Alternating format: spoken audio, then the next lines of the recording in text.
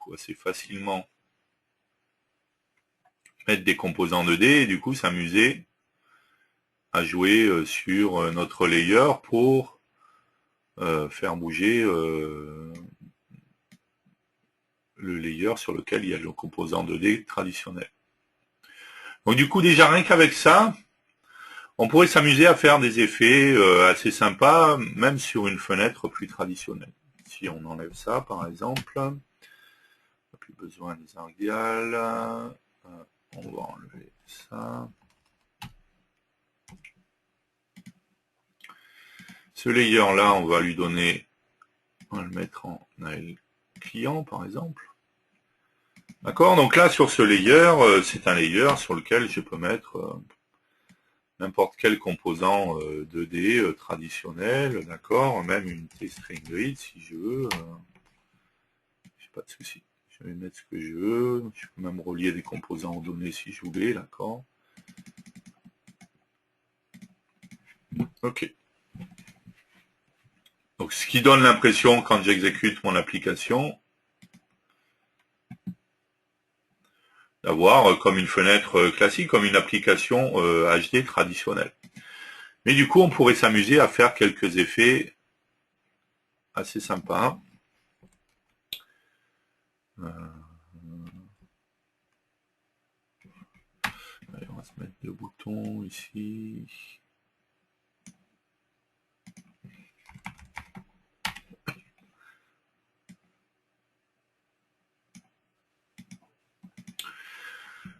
Si j'avais besoin de passer d'une fenêtre à une autre, ou ce genre de choses, d'accord, ou de masquer pardon, la fenêtre sur laquelle je suis, plutôt que de simplement, encore une fois, faire disparaître, faire apparaître, et puis s'arrêter là, en jouant sur le visible, ou en faisant un show de la nouvelle fenêtre, ou un show modal.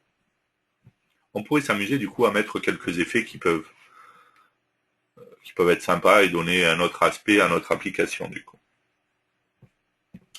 Prenons donc un float animation qu'on va mettre sur notre layer, c'est bon. On va lui dire de jouer sur le rotation angle.x.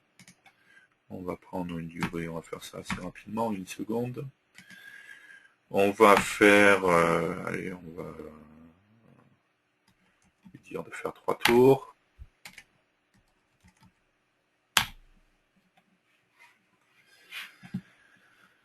Ok. On va déclencher ça. Animation 1. Start.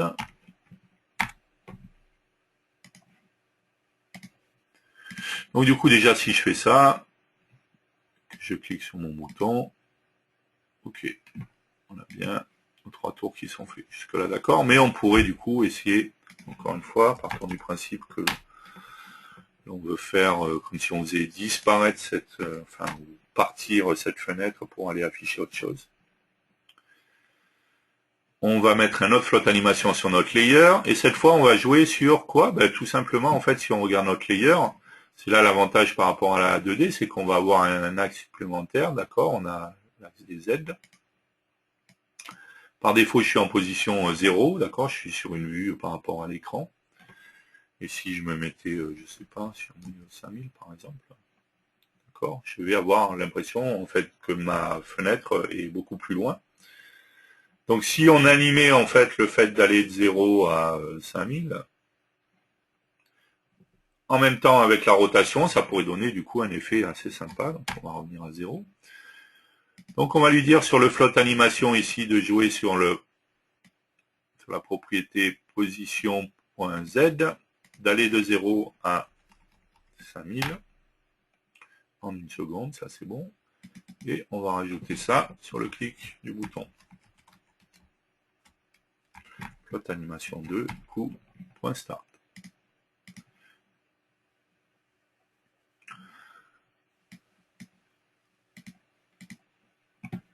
Ok, j'ai bien ma fenêtre, et quand je vais cliquer sur ma fenêtre, j'ai l'impression en fait d'avoir ma fenêtre qui tourne, hein, et qui qui en même temps part vers l'arrière et disparaît. On pourra aller beaucoup plus loin. Jouer en même temps, on pourrait jouer en même temps sur l'opacité, par exemple, pour lui donner l'impression qu'elle disparaît complètement, d'accord? Et du coup, on voit que très facilement, on peut mettre un effet assez sympa. Si je voulais la faire réapparaître, je pourrais faire ça dans le sens inverse, très simplement, puisque sur un flotte animation, on a la propriété inverse, d'accord, qui va me faire l'animation dans le sens inverse. Donc on pourrait dire ici, par exemple, que flotte animation 1.inverse, pas interpolation, pardon, inverse, 2 points égal à note, flotte animation 1.inverse, d'accord, ça je pourrais le réutiliser plusieurs fois. La même chose pour flotte animation 2.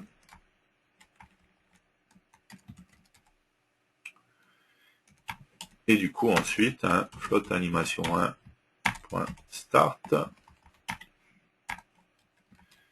et flotte animation 2.start.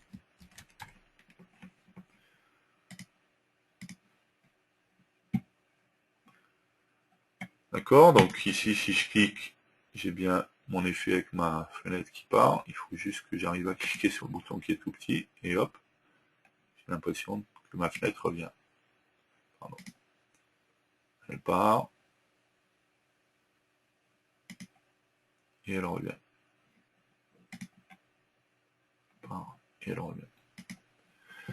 D'accord, donc déjà on le voit, ce qu'on va essayer de montrer régulièrement dans toute la journée. Même sur une application classique, encore une fois, qui n'est pas un jeu, qui n'est pas une application d'architecture ou ce genre de choses, avec la 3D, on peut s'amuser à mettre quelques effets sympas.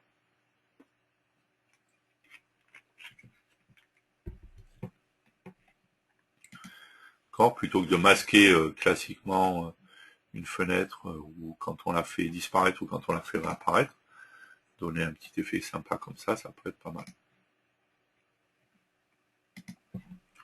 Il y a plein d'autres possibilités. Très souvent, c'est ce que je répète, où les limites, c'est plus l'imagination, et arriver à trouver les idées justement pour pouvoir faire telle ou telle chose.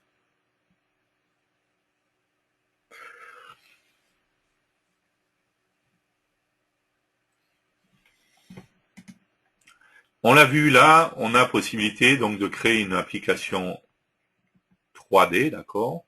C'est ce que j'ai dit au début, si vous créez une application qui est entièrement 3D, partez sur une application 3D, elle sera plus optimisée en termes de performance. Par contre, vous pouvez très bien décider de faire une application 2D traditionnelle, d'accord? Parce que là, ce qui est dommage, c'est que du coup, si je pars là-dessus faire une application traditionnelle, à chaque fois, je suis obligé d'avoir un layer, d'accord? Et si j'ai des fenêtres que je ne vais pas animer de ça, je suis quand même pas obligé de passer par une T-forme 3D et un layer, ce qui peut être un peu embêtant, que je trouve, on ne trouvait pas très pratique. Ce qui est intéressant, c'est qu'en fait, je vais avoir possibilité de créer une application de bureau HD, une application FireMonkey classique 2D, d'accord, comme on l'a fait jusqu'à maintenant dans les épisodes précédents, quand on parlait de FireMonkey.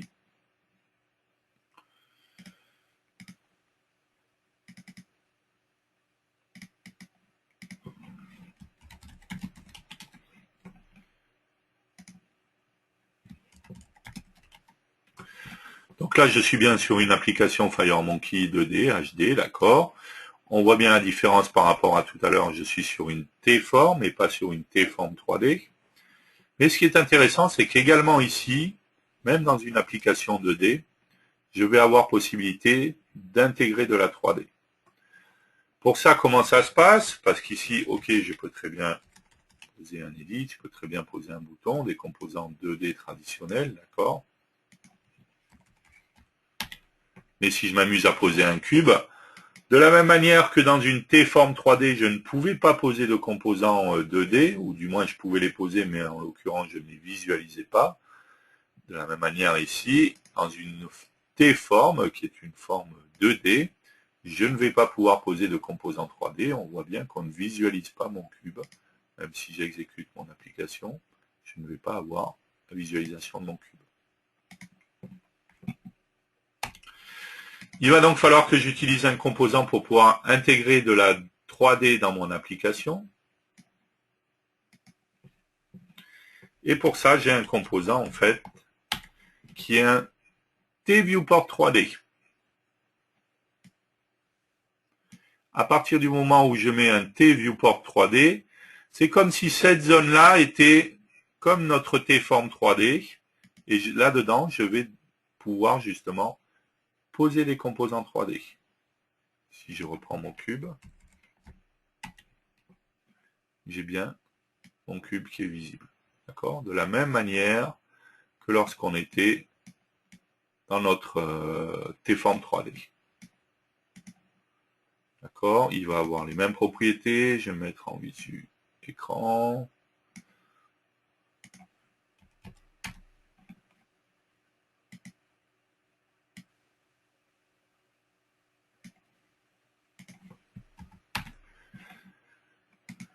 Je peux bien entendu lui rattacher un texture matériel source. D'accord. Aller chercher une texture.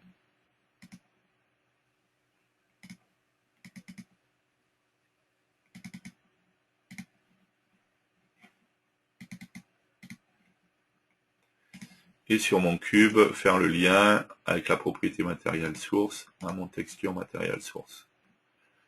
Je peux bien entendu, toujours pareil, animer tout ça. D'accord. Donc mettre sur mon cube un float animation. Mettre rotation angle.y 0, 360. Mettre une propriété loop. 3 secondes. OK. Et quand je vais cliquer ici, float animation 1. Start.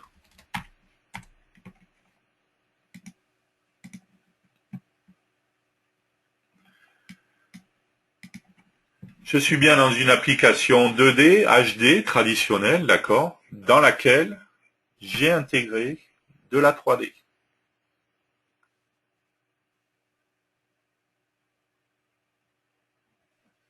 D'accord, tout simplement en utilisant un composant Viewport.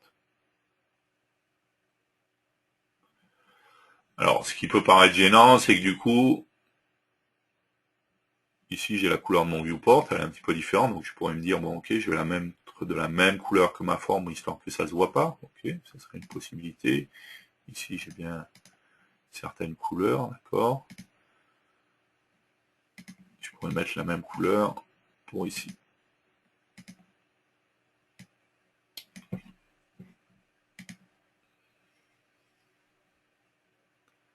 Du coup, je vois plus mon viewport, et j'ai vraiment l'impression que ma forme 3D est intégrée à ma fenêtre classique traditionnelle.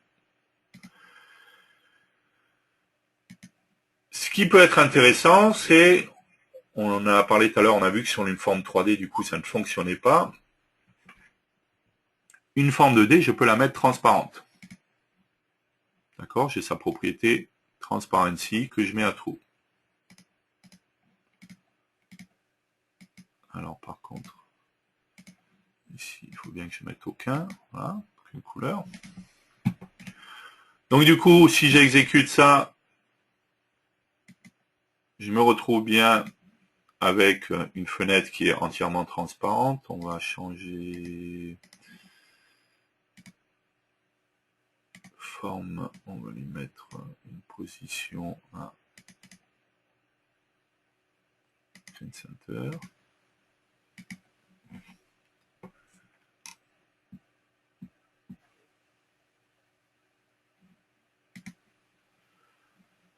Et donc j'ai bien ici ma fenêtre qui est transparente, d'accord, j'ai bien mes composants et j'ai bien ma forme 3D qui est là. Ce qui est embêtant, c'est que du coup j'ai toujours la couleur par contre de mon viewport 3D. Mais en fait on va pouvoir résoudre ça tout simplement parce que si on regarde sur notre viewport 3D, contrairement à la forme 3D, si je vais sur sa propriété couleur, color, et que je lui mets une couleur nulle, cette fois-ci, il sera transparent, contrairement à la T-Form 3D. Et du coup, je peux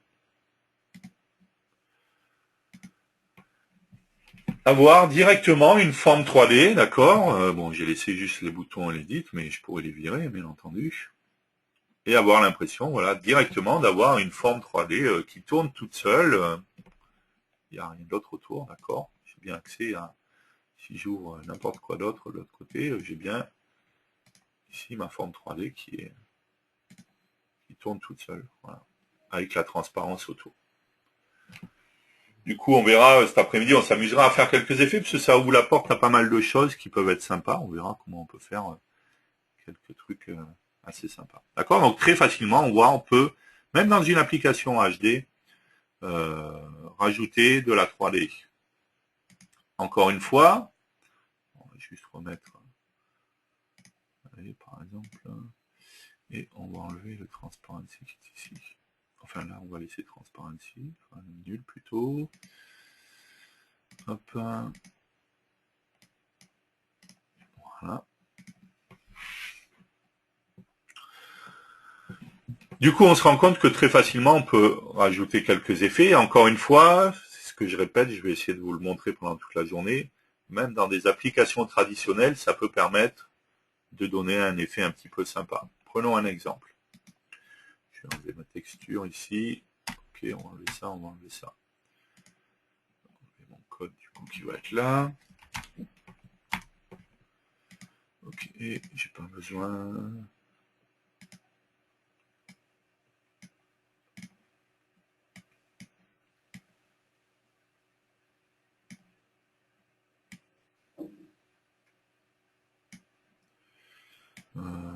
Hop, voilà. On va réduire ça.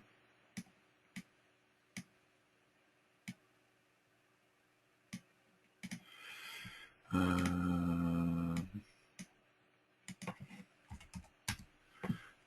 on va le réduire lui.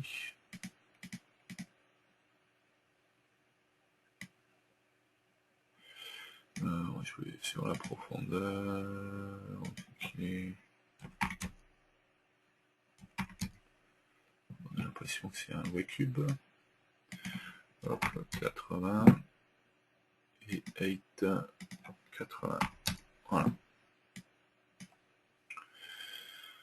On va revenir là.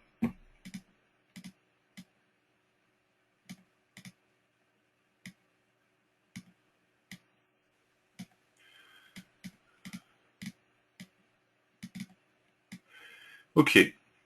Imaginons que dans une application, on ait besoin de faire une sélection, enfin d'avoir plusieurs menus, un écran d'accueil par exemple avec plusieurs gros menus. Donc on pourrait faire, allez, on va fermer ça, on va réouvrir après. On pourrait faire une fenêtre basique, d'accord, dans lequel je vais mettre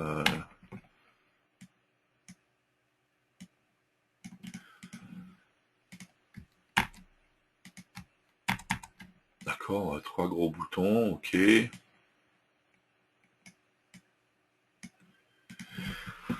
Voilà, 3 gros boutons qui vont me permettre, je sais pas, d'accéder à différents menus, à différentes fiches, ok. Ça serait ce qu'on pourrait faire basiquement, comme on l'aurait fait jusqu'à maintenant, sans mettre d'effet, sans mettre quoi que ce soit. Mais pour faire quelque chose d'un peu plus sympa, on pourrait mettre donc un viewport 3D, un cube, on va mettre un color matériel source, d'accord. Je vais le mettre dans le viewport, c'est juste pour pouvoir le copier plus facilement après, d'accord. On va mettre, voilà, on va prendre une couleur comme ça, très bien. On va rattacher notre cube à notre color matériel source, ok. Et du coup, je vais mettre un float animation sur mon cube qui va jouer sur le rotation angle.y, qui va aller de 0 à 360 en 3 secondes, c'est très bien. Mais au lieu de le déclencher manuellement, cette fois, je vais le déclencher sur un trigger, puisque j'ai la notion de trigger, comme en 2D, hein, ça n'a pas changé ça. Et on va dire is mouse over est égal à true. Ok. On va se mettre label. D'accord, en auto size.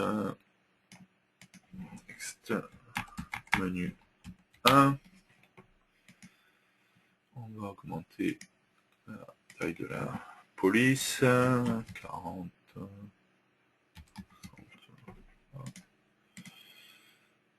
Ça, c'est pas terrible. Voilà. Ok.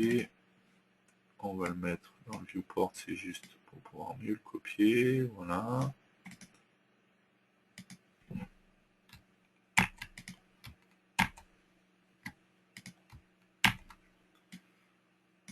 C'est pas ça que je voulais faire. Hop.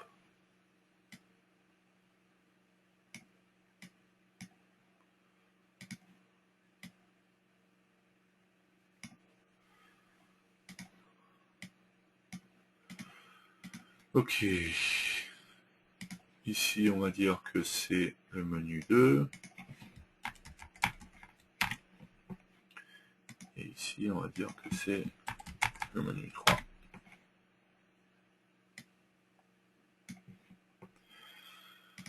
On va changer cette couleur. Là, on va mettre du rouge, par exemple. Allez, hop.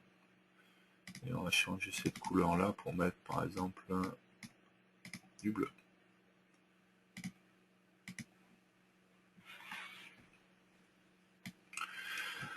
D'accord, et du coup, ici, j'ai un menu juste avec un petit effet un peu plus sympa, avec une forme, voilà, ici un cube, mais ça aurait pu être autre chose, hein, qui du coup va tourner, va donner un peu d'animation à notre menu quand je vais juste mettre la souris dessus. On aurait pu mettre que quand je me fais le mouse over aussi sur le label, ça fait la même chose, hein, c'est pas très dur, il suffit juste de lancer l'animation. D'accord, donc encore une fois, même dans une application 2D plus traditionnelle, on va pouvoir intégrer des effets 3D un peu plus sympas, d'accord, plutôt que des choses statiques qui bougent pas. On est d'accord que le but c'est pas non plus d'avoir une application qui clignote et qui tourne dans tous les sens, mais ça peut permettre de rajouter quelques effets sympas.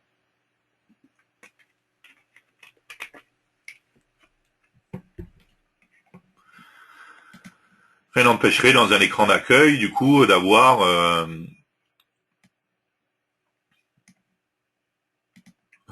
une image avec le logo de la société qui tourne ou ce genre de choses, quoi. Il y a plein de choses qui sont faisables, hein. Ça serait pas très difficile ici de dire, allez, enlevons ça, ok, de prendre encore une fois un viewport,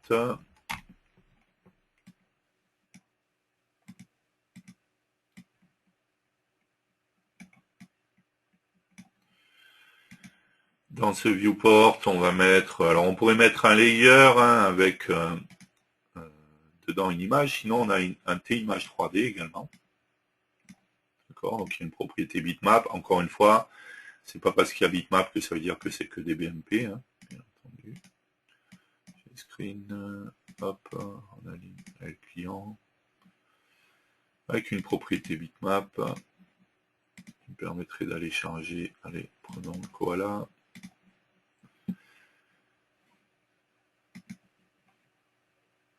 Et sur notre image 3D, de mettre un flotte animation, 4 secondes cette fois, pour changer un peu.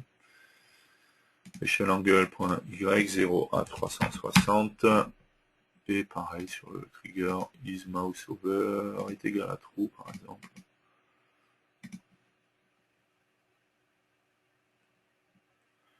Voilà, donc bon, faudrait pas le mettre en avec client pour pas que ça coupe hein, quand il fait l'animation en 3D. D'accord. Puis mettre un loop. Hop, la propriété loop, ok. Ou on pourrait faire aussi le auto-reverse.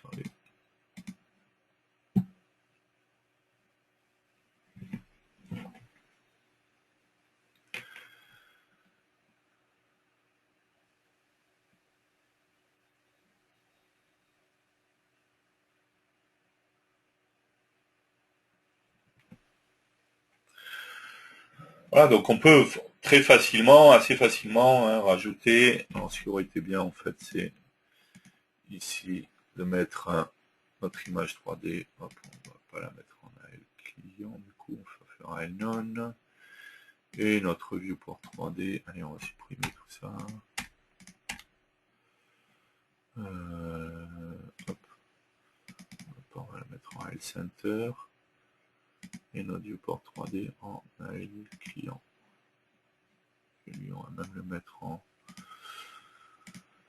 transparence, qui me permettrait de pouvoir définir, hop, imaginons qu'on mette notre forme donc en position et plus screen center, ça c'est bon, et en transparency.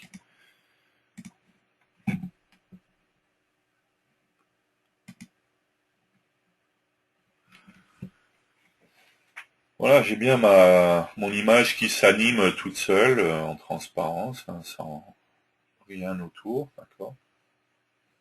Donc encore une fois, très facilement, on voit qu'on peut rajouter des effets sympas. 3D dans une application purement 3D ou dans des applications 2D dans lesquelles on a rajouté des effets 3D.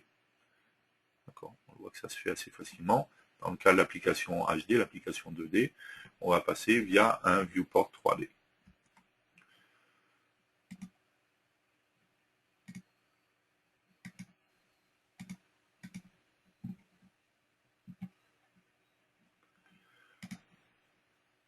Si on regarde en fait, hein, si vous vous amusez à regarder dans les démos du RAD Studio, vous allez voir par exemple qu'on a certaines choses qui ont été un petit peu reprises. C'est plutôt moi qui ai repris, on est d'accord. Hop.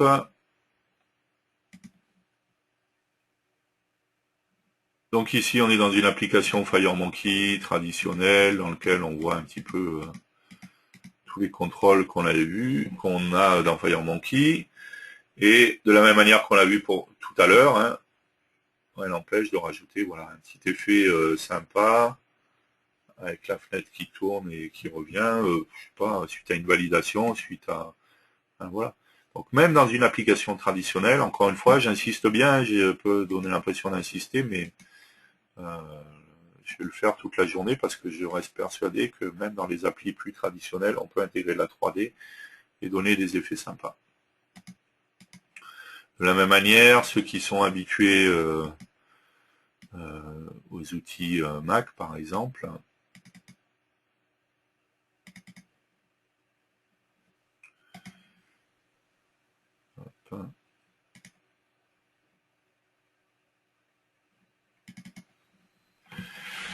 connaissent par exemple dans iTunes, hein, on a ce genre de choses pour présenter les pochettes des disques. Et, donc très simplement, en fait, ici, on peut passer...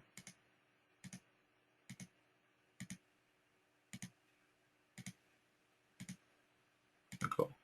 On voit bien en fait qu'ici, à chaque fois, on a un layer hein, qu'on anime pour donner l'effet qu'on souhaite, d'accord.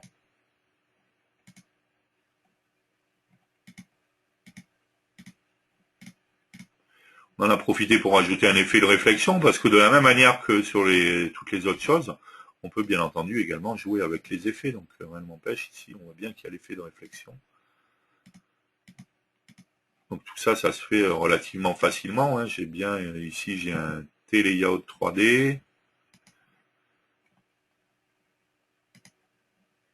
D'accord, donc j'ai un viewport 3D en fait, hein, dans lequel j'ai mis un layout 3D, c'est mon layout qui est là. Donc je suis dans une application 2D, on est d'accord.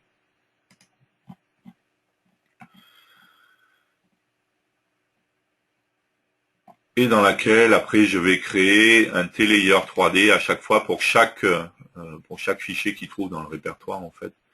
Je vais créer un T-Layer 3D, d'accord, dans laquelle je vais utiliser la propriété fil que je vais remplir avec, avec la couleur et l'image. Après je rajoute un layout ensuite. D'accord, je rajoute un effet, et puis après je vais jouer sur les rotations et ainsi de suite, quoi. Les rotations et les positions pour faire tourner et donner cet effet-là.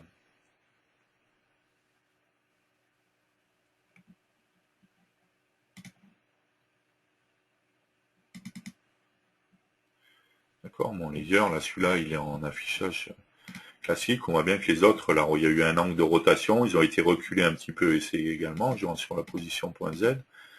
Voilà, et j'anime juste la rotation et la position en même temps, quoi.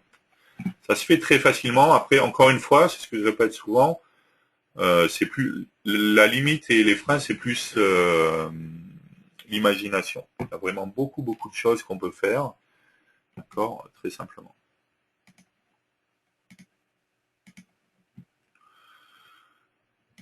Juste pour montrer une dernière chose. Puis cet après-midi, on verra un petit peu plus de choses aussi. Je vais dire par contre, hop.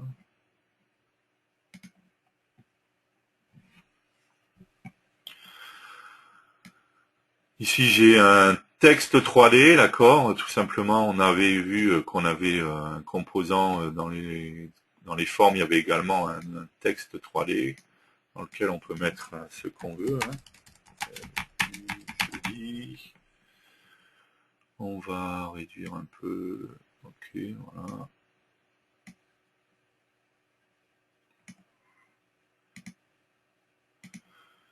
Voilà, je pourrais mettre des fenêtres particulières, des couleurs particulières, pardon. Et donc j'ai un texte en 3D que je vais pouvoir bouger sans problème. D'accord. Je peux même rajouter une texture si je voulais.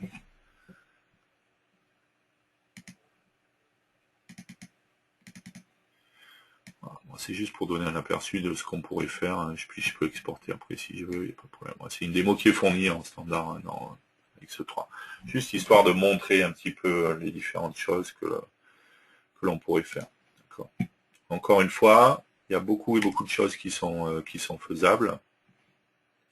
Et c'est pas réservé qu'aux applications 2D.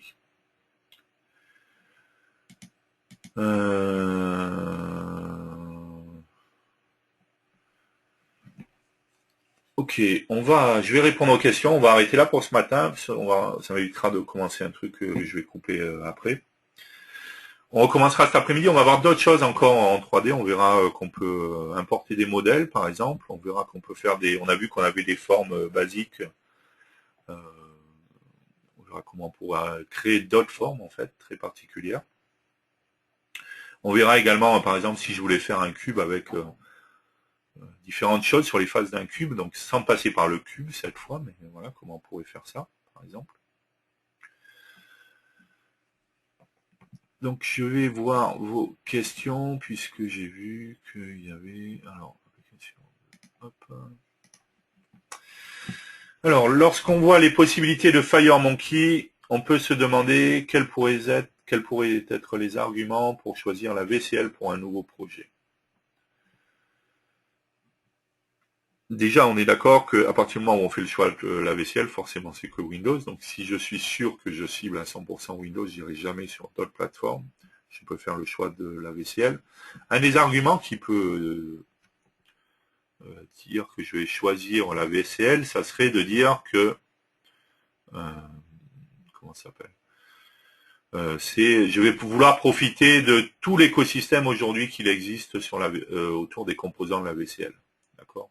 Aujourd'hui, en dehors des composants qui sont en standard, il y a pléthore d'éditeurs qui proposent des composants pour la VCL qui font tout et n'importe quoi, d'accord, dans plein de domaines, dans plein de choses différentes, que ce soit visuel ou pas.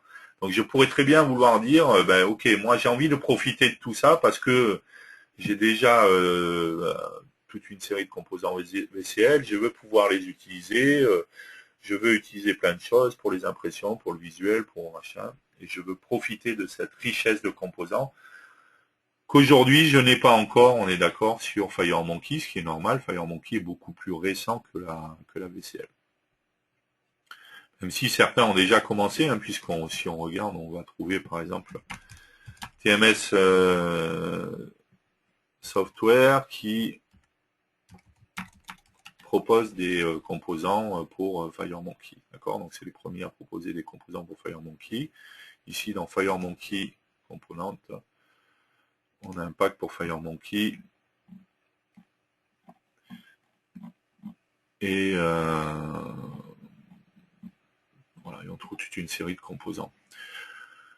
Donc TMS travaille sur d'autres composants pour FireMonkey aussi, continue d'en proposer, d'accord. Donc voilà, et il y aura très certainement d'autres éditeurs qui vont venir au fur et à mesure et qui proposeront des composants sur FireMonkey.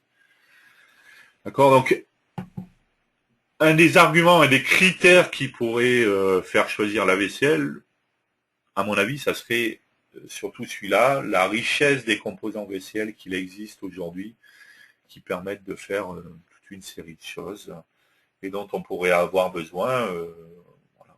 Parce qu'on a certains cas qui sont remplis, on sait, par telle librairie de composants ou autre, et qu'on n'a peut-être pas l'équivalent aujourd'hui sur FireMonkey. Donc on pourrait faire le choix de la VCL. Voilà. Ça, plus tout le côté déjà existant, mais bon là, dans la question, on parlait d'un nouveau projet. Alors, d'autres questions. Si sur une T-forme, j'ai un T-image 3D qui tourne, et je lance un traitement long, le T-image 3D se fiche-t-il ou il tourne toujours? Logiquement, il ne se fiche pas, mais on peut faire le test. Voilà, on va reprendre notre démo là-dessus. Et ce qu'on va faire, c'est qu'on va... Le float animation, on va le mettre enable, on va même enlever le trigger, donc dès qu'on va lancer l'application, il va tourner. Ok, ça n'a pas de problème. Et en même temps, on va dire que quand on clique sur notre image 3D, on va se faire un for 0 tour 1000 par exemple. Là, on va faire un slip. Pardon. Voilà. D'accord, pour représenter un traitement qui tournerait.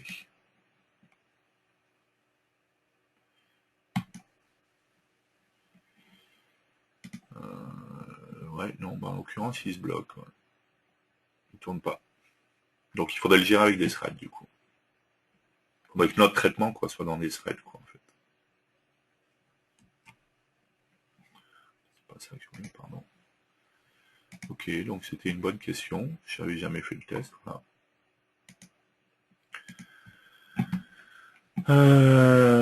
Autre question. VCL égale richesse composant. Donc voilà, ouais, c'est vrai que c'était le point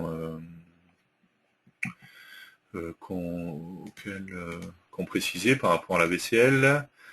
La transparence en 3D, est-ce une anomalie qui sera corrigée ou une impossibilité définitive? Donc oui, on l'a vu, la transparence dans la forme 3D. Je sais pas en fait. Franchement, j'ai pas la réponse là. Je m'en suis rendu compte en plus il n'y a pas très très longtemps. Et il me semble en plus qu'en 2D, ça fonctionnait. Je suis pas sûr, mais voilà. Donc je sais pas. Est-ce que c'est un changement? Parce qu'il y a quand même des choses sur la partie 3D qui ont changé justement dans la manière dont c'est traité. Donc est-ce que c'est lié à ça? Je sais pas. Je me renseignerai là-dessus, savoir si ça fait partie de choses qui seront corrigées. Enfin, corrigées entre guillemets, c'est pas un bug, quoi. C'est une manière de faire qui est différente. Donc j'essaierai de me renseigner là-dessus. Je vais me renseigner, savoir si ça fait partie des choses qui vont être changées ou pas. VCL égale RAD, plus facile à utiliser pour le moment. Oui, enfin ça, je trouve pas vraiment ça un argument. Je trouve pas que FireMonkey soit compliqué à utiliser. Ça reste un RAD aussi. Hein. On pose des composants, on fait des relations. Donc, j'ai pas l'impression que la VCL soit plus RAD que FireMonkey. Pour moi, ça reste la même chose dans les deux cas. Quoi.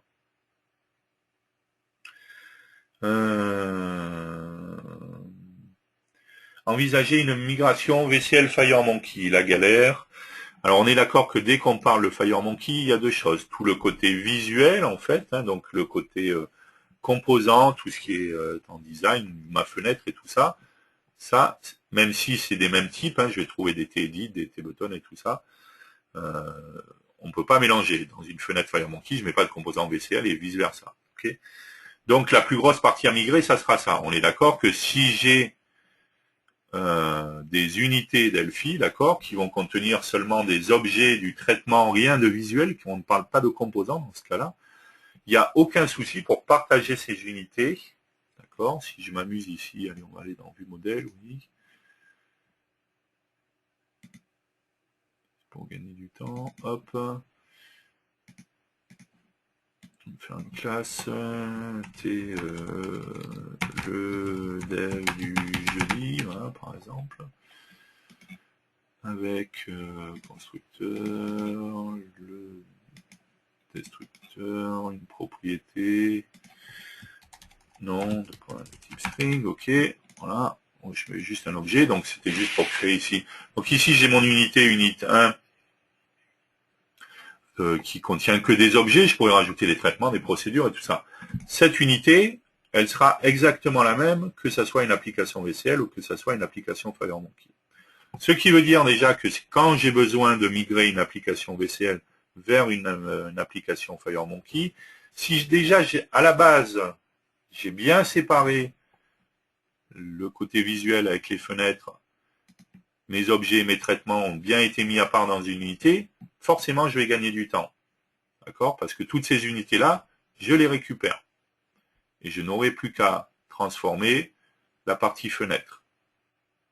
Maintenant, si tout est dans la fenêtre, si tous les traitements, à chaque fois que je clique sur un bouton, j'ai mis une procédure de 3000 lignes avec tous les traitements dans la fenêtre, ça va être plus galère, puisqu'il va falloir que je sépare le code que je peux utiliser ou pas, et ainsi de suite.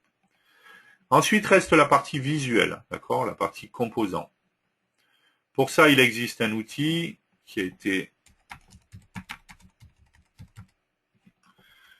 s'appelle Mida Converter, qui a été créé suite à la sortie de FireMonkey, justement.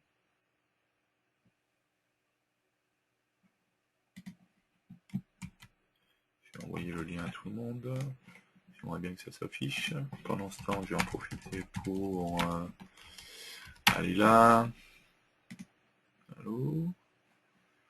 Pourquoi je n'ai pas accès à Mida Converter aujourd'hui? Le site ne veut pas marcher.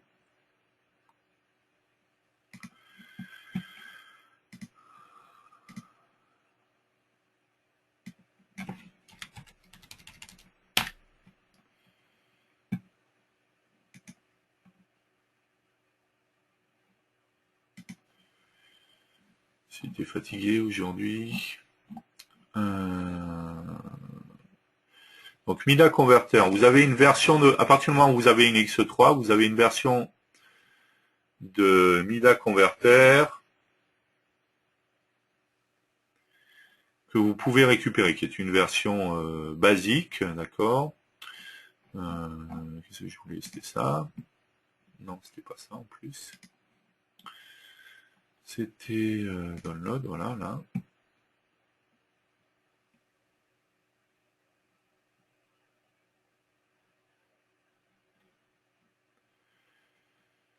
Et là, produit, hop, c'est ça.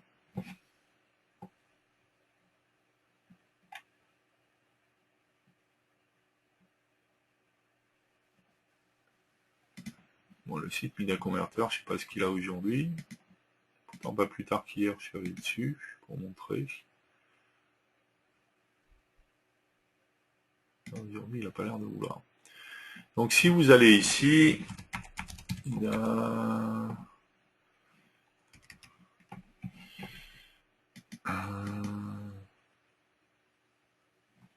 Voilà, hop.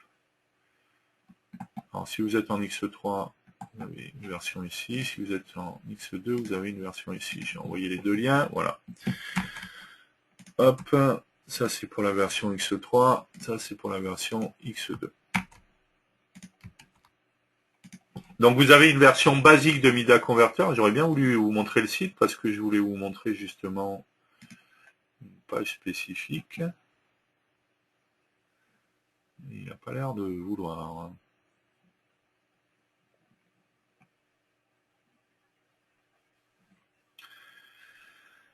C'est bien dommage.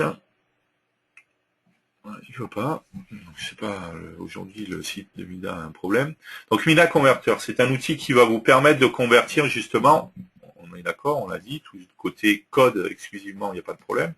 Le problème, c'est la conversion des composants. Donc vous avez une version basique de Mida Converter que vous pourrez récupérer avec les liens que je vous ai envoyés, qui va vous permettre justement de convertir vos fenêtres VCL pour les convertir vers des fenêtres FireMonkey. Dans Mida Converter, il y a différentes versions de Mida Converter. Il y a la version basique, celle que vous avez, que vous pouvez récupérer, une version Pro et une version Studio, que vous pouvez acheter directement sur le site Mida Converter quand il voudra bien fonctionner. Je ne sais pas pourquoi il ne fonctionne pas. Pas plus tard qu'hier, il fonctionnait. Hein, donc, je ne sais pas si c'est un problème juste pour le moment et que ça va bientôt rentrer dans l'ordre. La version basique de Mida Converter va vous permettre de convertir les composants standards de la VCL vers les composants standards de FireMonkey. Ça s'arrête là. Dans les versions Pro et dans les versions Studio, vous allez pouvoir convertir plus de choses. Il saura par exemple convertir des éditions également, parce qu'on sait que maintenant on a Fast Report dans FireMonkey, on a un épisode là-dessus. Si vous utilisez Quick Report ou Rave Report, il saura convertir de Quick Report ou Rave Report vers Fast Report. Si vous utilisez des composants TMS Software, il saura les convertir. Il saura, tout dépend des composants bien entendu, convertir les composants TMS vers FireMonkey, et la même chose pour DevExpress. D'accord? Donc il y a toute une série d'autres convertisseurs qui sont disponibles. Dommage encore une fois qu'on n'ait pas accès au site, puisqu'il y avait un tableau qui référençait bien justement toutes les conversions qui existent. Donc c'est un outil qui va vous permettre de passer de la VCL vers FireMonkey. Après, ne rêvons pas, c'est pas l'outil ultime. Je clique, je le passe dans le convertisseur et puis c'est terminé. Ça va fonctionner directement dans FireMonkey.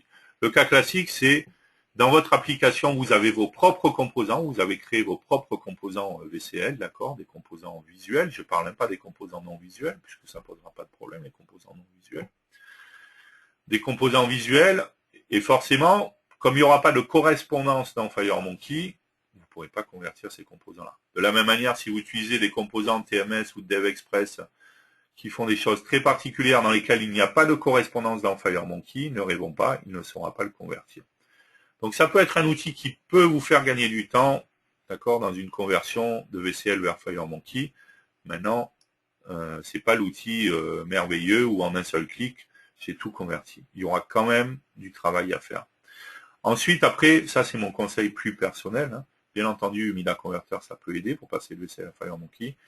Ce qui est sûr, c'est que on le voit notamment avec les effets, les animations, la notion de parent qui est différente dans FireMonkey par rapport à la VCL. Pour moi, convertir une application VCL et passer dans FireMonkey et s'arrêter là, je trouve ça dommage parce que du coup, on ne va pas bénéficier de toutes les évolutions qu'on a dans FireMonkey qui justement sont intéressantes. La notion de parent qui du coup va changer complètement ce qu'on peut faire, la notion de style qui permet de faire des tas d'autres choses, les effets, les animations. Donc si on se contente d'utiliser FireMonkey comme on utilisait la VCL, je trouve ça un peu dommage en fait, quoi. Après, c'est mon avis personnel et j'empêche personne, bien entendu, de convertir de VCL vers FireMonkey. Voilà, mais pour moi, c'est quand même une manière de penser une utilisation qui est différente, notamment avec les styles et avec la notion de parent. Pour moi, c'est les deux grosses évolutions. Pouvoir intégrer des composants dans les uns dans les autres avec le fait que n'importe quel composant peut être le parent de n'importe quel composant. Donc voilà. Maintenant, ceci dit, il y a cet outil qui existe, Mida Converter, qui peut vous faire gagner du temps dans le cas de conversion. C'est vraiment dommage que le site ne marche pas aujourd'hui. Il a fallu que ce soit juste aujourd'hui que ça ne marche pas quand j'ai la question. Alors, d'autres questions. Avec process message, peut-être. Ah oui, on parlait, je suppose, de ça. C'est une bonne remarque. Si je fais ici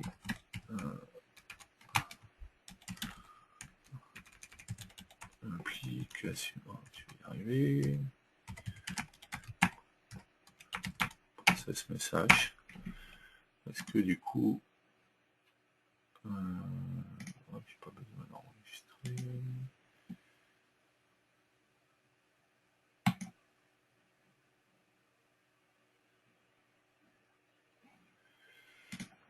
Ouais, c'est pas parfait quand même. C'est-à-dire qu'elle continue de tourner un peu, mais c'est beaucoup moins fluide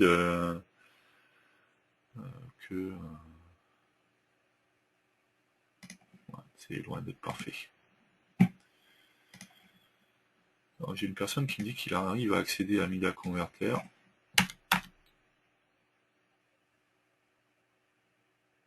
Alors pourquoi moi j'y accède pas? C'est une bonne question, je n'en sais rien. Bonjour, chaque phase d'un cube peut-elle être différente? Donc non, c'est ce que j'ai dit jusqu'à maintenant.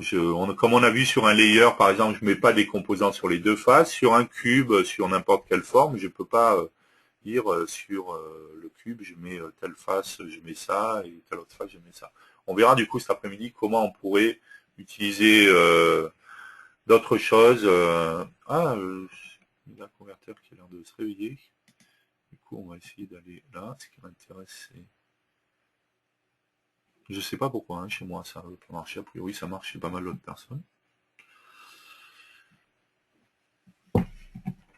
Je continue à répondre aux questions pendant que ça mouline.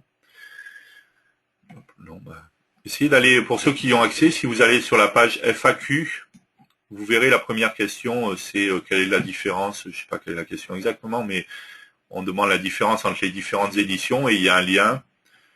Si vous allez, vous verrez le tableau avec les différences entre les versions basiques, professionnelles et studio, sachant que la basique, c'est celle que vous avez justement, que vous pouvez récupérer directement ici. Peut-on utiliser FireDAC avec la version d'évaluation? Alors oui, vous pouvez... non, on avait vu qu'il y avait un problème à l'utilisation de FireDAC avec une version d'évaluation. Alors en fait, ça va dépendre des bases de données. Enfin, vous pouvez installer FireDAC avec une version d'évaluation, mais ça va dépendre des bases de données auxquelles vous souhaitez accéder en fait. Enfin, sur Firebird, ce genre de choses, ça ne posera pas de problème, mais sur certaines bases de données, vous pourriez être bloqué. Est-ce que c'était compliqué de mettre de la 3D dans la VCL? Oui, c'était plus compliqué que dans FireMonkey parce que dans FireMonkey, à la base, tout est prévu justement pour du graphisme. FireMonkey est basé sur DirectX, Direct 3D, OpenGL pour tout ce qui est Mac, donc c'était beaucoup plus simple, bien entendu, d'intégrer de la 3D que dans la VCL.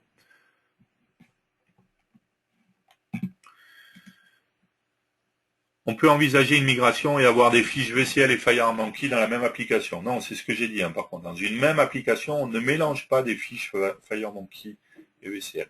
Soit on est VCL, soit on est FireMonkey. On n'est pas les deux.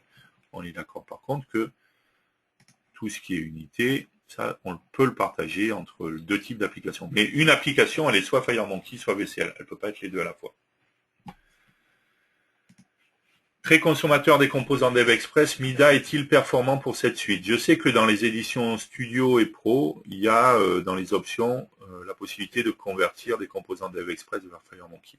Après, encore une fois, comme pour TMS ou d'autres librairies que Mida propose de convertir, je ne pense pas que ce soit l'outil ultime qui va tout reprendre, tout simplement déjà parce qu'il faut qu'il y ait une correspondance côté FireMonkey à chaque fois. Donc ça serait à tester après. Je n'ai pas testé des conversions DevExpress ou TMS. Pourquoi FireMonkey ne comporte pas la plateforme Linux? Pourtant, ça existe depuis longtemps avec Killix. Killix était fait de manière différente, donc c'est pas, on n'a pas repris ce qui était dans Killix, c'est pas du tout la même chose. Avec il y avait une CLX très spécifique à Linux. Donc, il est prévu de rajouter la plateforme Linux. Aujourd'hui, tout simplement, la priorité a été donnée au Mac, à iOS, à Android, parce que c'est les plateformes plus importantes aujourd'hui qui sont prioritaires. Dans le futur, il est prévu aussi d'accéder, d'avoir la plateforme Linux. Mais ce n'est pas le cas pour le moment.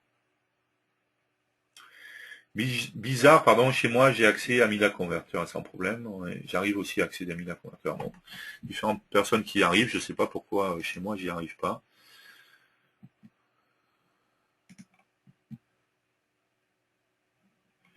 Si Mida convertit certains composants DevExpress, pourquoi ne trouve-t-on pas les mêmes composants sous FireMonkey?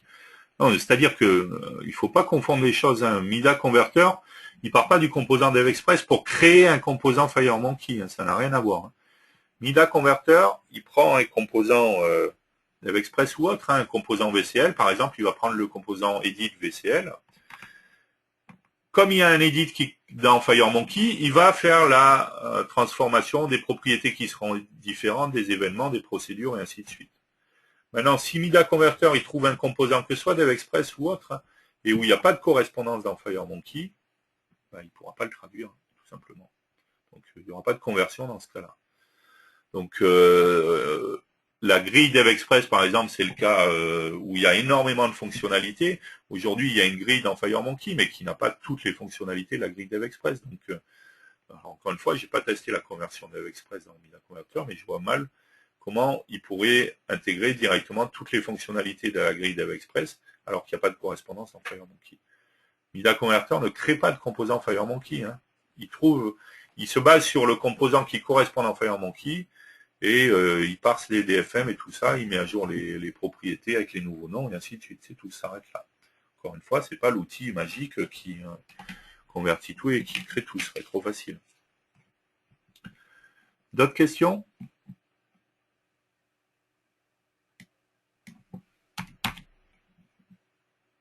Je sais toujours pas pourquoi j'accède pas à Mida Converter, mais bon, c'est pas grave. Ok.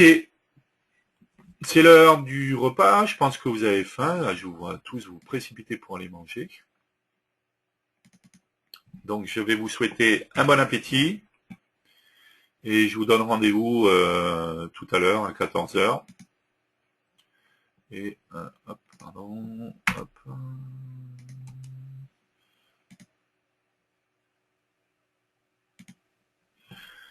Je vous souhaite un bon appétit, je vous donne rendez-vous à 14 h. Mangez bien, mangez pas trop pour pas vous endormir tout à l'heure. On a encore pas mal de choses à voir au niveau de la 3. Voilà, bon appétit, à tout à l'heure.